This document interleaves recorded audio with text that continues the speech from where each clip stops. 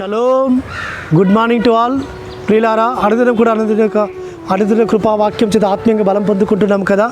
ఆ అనుదిన కృప వాక్యం వింటున్న వారందరినీ కూడా పరమతని బహుగా దీవించునుగాక, తన కృపాక్షను వారికి విస్తరింపచేయునుగాక, వారి చేతి పనులను ఆయన ఆశీర్వదించునుగాక, వారి రాబడిని బహుగా ఆయన విస్తరింపచేయునుగాక.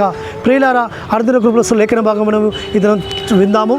యోబు గ్రంథం 37వ అధ్యాయము 23వ వచనంలో చివరి రెండు లైన్లలో ఆయన మనకు అగోచరుడు, న్యాయమును నీతిని ఏమాత్రము చెరపడు. ప్రియులారా, ఆయన మనకు అగోచరుడు అంటే దాని అర్థం ఏంటంటే ఎప్పుడు మనకు గోచరము కాని వ్యక్తి ఆయన. అగోచరుడు అంటే మనకు అర్థము కాని విధానములో మనకు సహాయం చేసే నాథుడు. మనకి ఇక్కడి నుంచి సహాయం వస్తుందని మనం అనుకుంటాం, కానీ అక్కడి నుంచి సహాయం రాదు.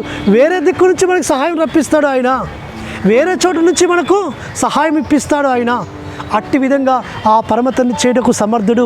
అయ్యో నాకు ఇక ఏమీ లేదు అనుకున్న స్థితిలో అప్పుడు పరమతని మనకు సర్వ సమృద్ధినిస్తాడు. కాబట్టి ఈ దినమున ఈ స్థితి నాకు కలిగి ఉంది అంటే ఆయన కార్యమే అని మనం ఎప్పుడైతే నమ్ముతామో రేపటి దినమున ఆయన మనకు కావలసిన ఈవులన్నీ ఇస్తాడు. ఆ పరమతని కృప చేత మనం నడిపింపడుతున్నామని తెలుసుకోవాలి. కాబట్టి మన జ్ఞానానికి అందడు ఆయన. మనుషుని యొక్క జ్ఞానానికి అందని విధానములో ఆయన కార్యాలు ఉంటాయి, ఆయన క్రియలు ఉంటాయి.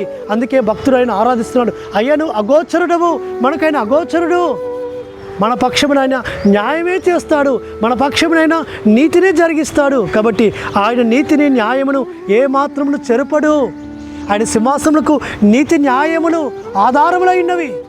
ఆయన నీతిని ప్రేమించువాడు, న్యాయాన్ని జరిగించువాడు, న్యాయాధిపతి అయిన. ప్రియులారా, మనం విశ్వాసం ఉంచుదాం. మనం కూడా ఆయన నీతిని నెరవేర్చినట్లయితే, మనం కూడా న్యాయం జరిగించినట్లయితే ఆయన మనకు మన ఊహకందని విధానంలో మనల్ని ఆశీర్వదిస్తాడు, దీవిస్తాడు, మనల్ని నడిపిస్తాడు, మనల్ని పోషిస్తాడు, మనకు సహాయం చేస్తాడు. పరమతండ్రి అద్భుతమైన విధానంలో మనకు తోడుగా ఉంటాడని మనము ఆ విధంగా పరమతండ్రి సన్నిధిలో మనం సమర్పించుకోవాలి.